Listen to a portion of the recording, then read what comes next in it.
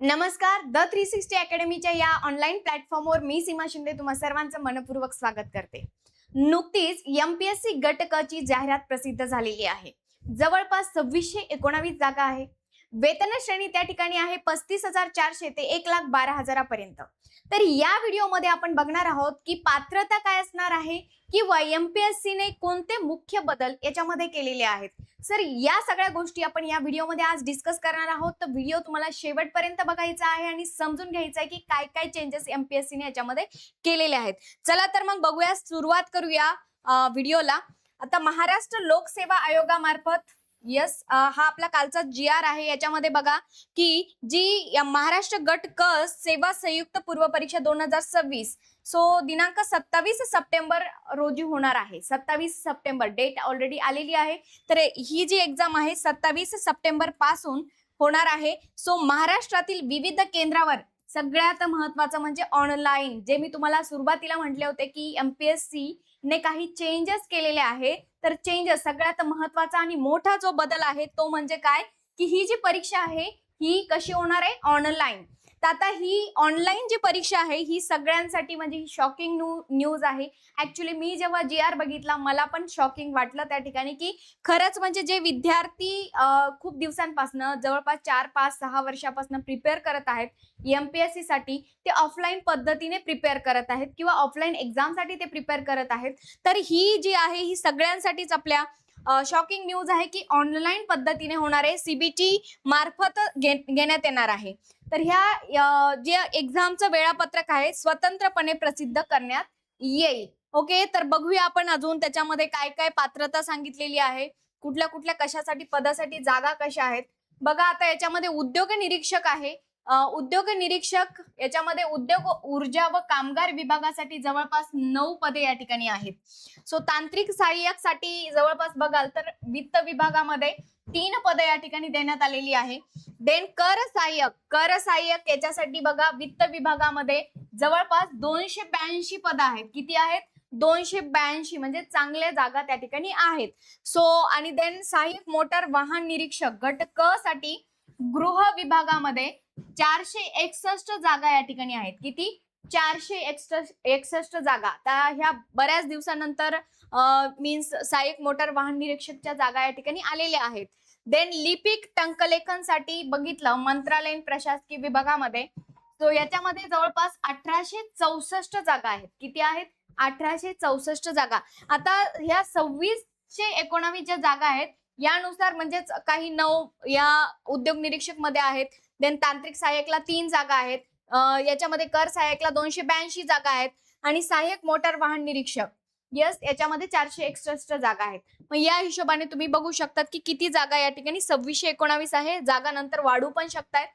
आता बघा, अर्ज सादर करण्याचा जो कालावधी आहे की कधी आपण अर्ज सादर या ठिकाणी करू शकतो, तर याची जी सुरुवात होणार आहे ती 27 जून पासून होणार आहे.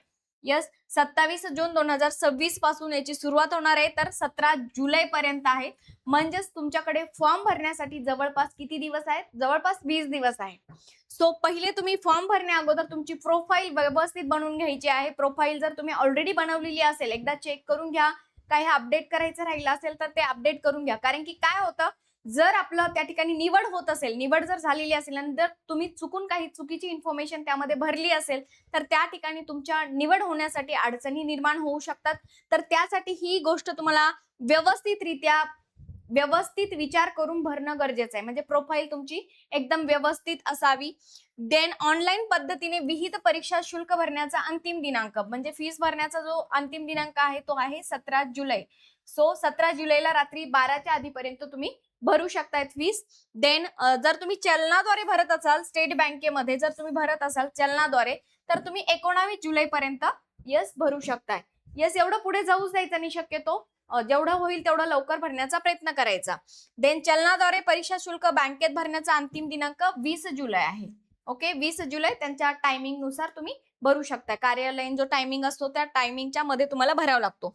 अशा पद्धतीने आता जर वेतन श्रेणीचा आपण याचा विचार केला तर उद्योग निरीक्षक उद्योग संचालनालय याच्यामध्ये स्केल 13 नुसार जवळपास 35,400 ते 1,12,400 म्हणजे याच्यामध्ये महागाई भत्ता असेल किंवा नियमांद्वारे ते जे काही देय भत्ते असतात ते इन्क्लूड करून. देन तांत्रिक सहाय्यक याच्यामध्ये स्केल 10 नुसार रुपये 29,200 ते 92,300 यस अशा पद्धतीने या ठिकाणी वेतन असतं. देन कर सहाय्यक ओके, कर सहाय्यकला स्केल A2 नुसार 25,500 ते 81,100 असा या ठिकाणी वेतन असतं. देन लिपिक टंकलेखन स्केल 6 नुसार 19,900 ते 63,200. देन सहाय्यक मोटार वाहन निरीक्षकचा असतं स्केल 40 नुसार रुपये 38,600 ते 1,22,800 अशा पद्धतीने हे वेतन असतं. सो आता पात्रता आपण याची बघूया की काय आहे. त्या अगोदर वयोमर्यादा जाणून घेऊया पात्रतेच्या अगोदर. सो वयोमर्यादा गणण्याचा दिनांक जो आहे तुमचा 1 ऑक्टोबर 2026 ला तुमचं वय कसं असायला पाहिजे बघा. याच्यामध्ये किमान वयोमर्यादा जी आहे सर्व उमेदवारांसाठी 19 वर्ष असायला पाहिजे. म्हणजेच उद्योग निरीक्षक साठी 19 किंवा यस तांत्रिक सहाय्यक साठी सुद्धा 19 आणि कर सहाय्यक साठी 18 वर्ष किमान असायला पाहिजे. आता इकडे बघा की कमाल वयोमर्यादा काय. उद्योग निरीक्षक साठी कमाल वयोमर्यादा आहे मागास असेल तर 38 वर्ष आणि जर कुठल्याही मागासवर्गीय रिझर्व्ह कॅटेगरीमध्ये येत असेल तर त्यांच्यासाठी 43 वर्ष. याच्यामध्ये कुठलेही असेल ST असेल NT असेल SC असेल VJNT असेल. सो कुठल्याही कॅटेगरीमध्ये जर तुम्ही येत असाल तर त्याच्यामध्ये 43 वर्ष वय असायला पाहिजे. म्हणजे 43 वर्ष वयाच्या फॉर्म ते भरू शकताय, अर्ज करू शकताय. देन तांत्रिक सहाय्य विमा संचालने याच्यामध्ये 38 वर्ष अमागासाठी आहे आणि सेम जे की रिझर्व्ह कॅटेगरीमध्ये येतात त्यांच्यासाठी देखील 43 वर्षापर्यंत ते फॉर्म भरू शकताय. इकडे सुद्धा सेम आहे 38 43 जे मागास आहेत जे की रिझर्व्ह कॅटेगरीमध्ये येतात त्यांना 43 वर्षापर्यंत सवलत देण्यात आलेली आहे. देन लिपिक व टंकलेखन 19 किमान वयोमर्यादा आहे.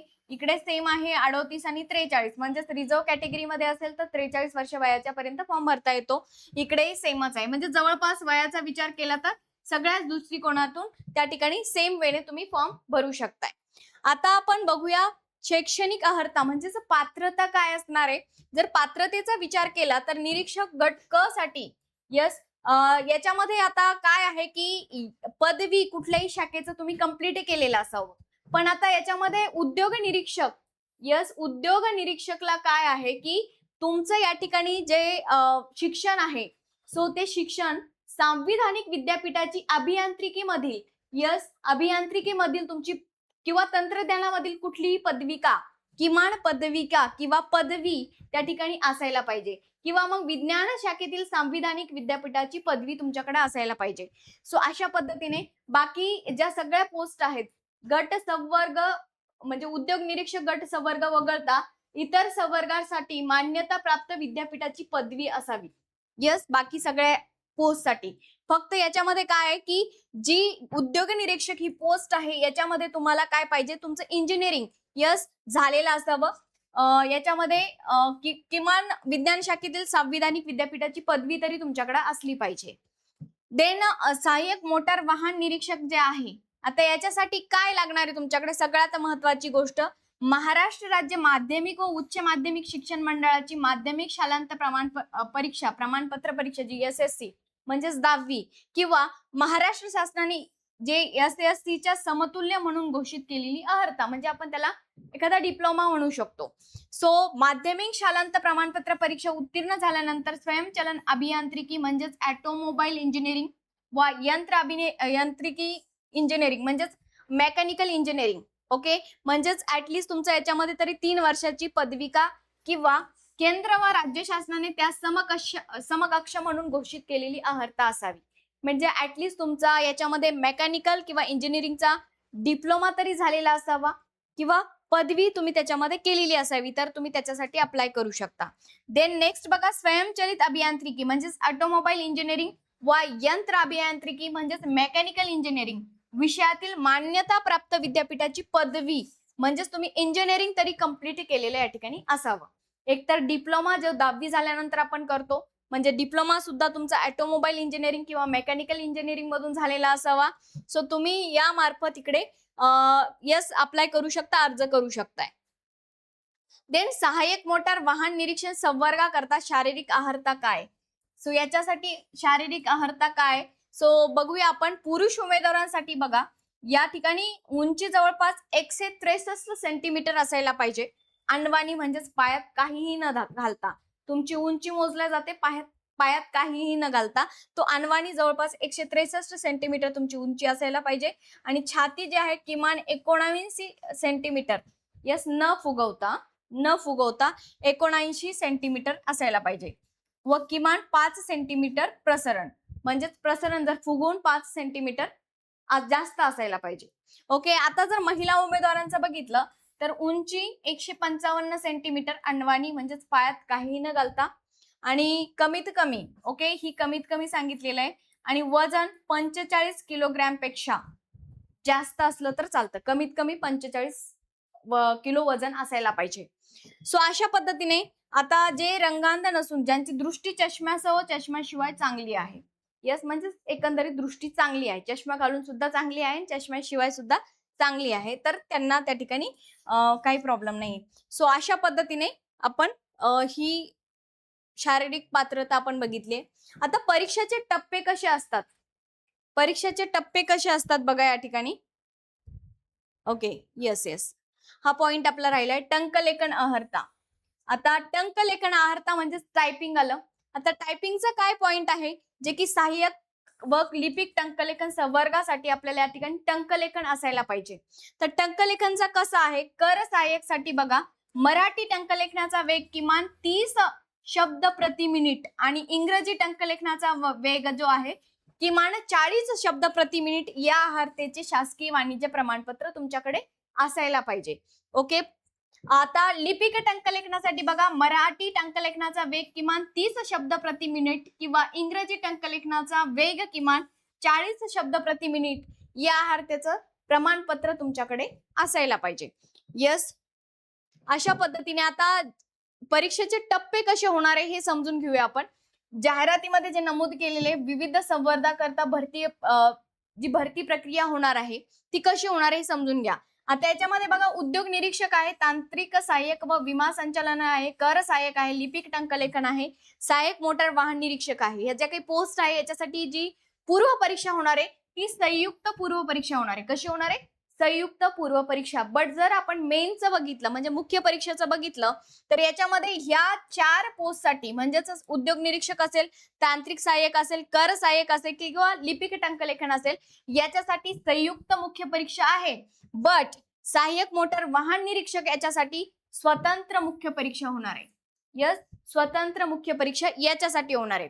आता याचे जे गुण आहे, पूर्व परीक्षेचे 100 आहे सगळ्या याच्यासाठी, आणि संयुक्त मुख्य परीक्षेचे जे गुण आहेत बाकी ह्या 4 जी संयुक्त होणार आहे, यस, उद्योग निरीक्षक, तंत्र सहाय्यक, कर सहाय्यक आणि लिपिक टंकलेखनसाठी याच्यासाठी 400 गुण असणार आहे. आणि आपल्या या परीक्षेसाठी सहाय्यक मोटार वाहन निरीक्षकसाठी 300 गुण मुख्य परीक्षेसाठी आहेत. सो अशा पद्धतीने आता ही जी परीक्षा आहे ही ऑलरेडी एमपीएससी ने सांगितलेलं आहे की ही ऑनलाईन पद्धतीने होणार आहे, संगणक प्रणालीवर आधारित म्हणजेच कम्प्युटर बेस्ड टेस्ट, सीबीटी ज्याला आपण म्हणतो. सो परीक्षा एकापेक्षा अधिक सत्रांमध्ये आयोजित केली जाणार आहे. जसे आता तुम्ही ऑनलाईन परीक्षा देण्याचा जर तुम्हाला एक्सपिरियन्स असेल तर चांगलंच आहे. सो हे जसे आपल्या पहिल्या ऑनलाईन परीक्षा होतात त्यानुसारच एकापेक्षा अधिक सत्रांमध्ये ते घेतल्या जातात. त्यानुसारच एमपीएससी ने सांगितलं काय की एकापेक्षा अधिक सत्रामध्ये ही आयोजित केली जाईल आणि प्रत्येक सत्रासाठी स्वतंत्र प्रश्नपत्रिका दिली जाईल. ओके, प्रत्येक सत्रासाठी काय होणार आहे, स्वतंत्र प्रश्नपत्रिका दिली जाणार आहे आणि स्वतंत्र सर्व सत्रांतील प्रश्नपत्रिकांचे स्वरूप व काठिण्यता स्तर विचारात घेऊन परीक्षांती गुणांची सामान्यीकरण म्हणजे नॉर्मलायझेशन केले जाणार आहे. सर्व परीक्षा झाल्यानंतर, सर्व सत्रांची परीक्षा झाल्यानंतर त्याचं नॉर्मलायझेशन त्या ठिकाणी होणार आहे. त्यानुसार उमेदवारांचे नॉर्मलाइज्ड गुण निश्चित करून त्याप्रमाणे निकाल जाहीर करण्यात येईल. यस, हा GR आहे. यस, मी मनाने काही सांगत नाही, सगळं GR मधलं तुम्हाला सांगतेय. सो हे सामान्यीकरण म्हणजे हे नॉर्मलायझेशन जे पद्धती संदर्भात विस्तृत माहिती आपण त्याच्यावर नंतर डिस्कस करू आणि ते आयोगाच्या संकेतस्थळावर सुद्धा स्वतंत्ररित्या प्रसिद्ध करण्यात येईल. नंतर जेव्हा तुमची परीक्षा होईल त्या वेळेला ते प्रसिद्ध सुद्धा करण्यात येईल. सो यस, हे जे नॉर्मलायझेशन आहे सर्व उमेदवारांना बंधनकारक राहील, याची सर्व उमेदवारांनी नोंद घ्यावी. ओके, सो अशा पद्धतीने आणि याची जी उत्तर तालिका म्हणजे आन्सर की आहे ही प्रसिद्ध करण्यात येईल तुम्ही सोडवलेल्या उत्तरपत्रिकाच्या रिस्पॉन्स शीट वरून यस तुमच्या प्रोफाईल मध्ये सुद्धा ती उपलब्ध करून देण्यात येईल. ओके. आता बघा परीक्षा शुल्क आणि फी कशी असणार आहे. जी संयुक्त पूर्व परीक्षा आहे त्याची फीस 394 आहे मागासाठी, आणि जे रिझर्व्ह कॅटेगरीमध्ये येतात त्यांच्यासाठी 294 आहे, किंवा जर माजी सैनिक असेल तर त्यांच्यासाठी 44 आहे. मुख्य परीक्षेची जी शुल्क आहे ती आहे मागासाठी 544, आणि ज्या रिझर्व्ह कॅटेगरीमध्ये येतात त्यांच्यासाठी 344, आणि जर माजी सैनिक ते असतील तर 44 त्यांच्यासाठी आहे. अशा पद्धतीने सो यस अशा पद्धतीने आपण या ठिकाणी सगळ्या गोष्टी डिस्कस केलेल्या आहेत. बाकीच्या काही गोष्टी आहेत जसं की कागदपत्र कुठले असणार आहे किंवा अजून काही डिटेल गोष्टी आपण या दुसऱ्या व्हिडिओमध्ये डिस्कस करणार आहोत. या ठिकाणी जस्ट आपल्याला GR समजून घेणं गरजेचं आहे की परीक्षा कशी पद्धतीने होणार आहे किंवा पात्रता त्याच्यासाठी कशी काय असणार आहे. सो त्यानुसार आपण हा व्हिडिओ आज घेतलेला आहे. So thank you so much. जर तुम्ही चॅनलला अजूनही सबस्क्राईब केलं नसेल तर तुम्ही सबस्क्राईब करून ठेवा, म्हणजेच अजून या रिलेटेड अपडेट्स तुमच्यापर्यंत पोहोचतील. Thank you so much.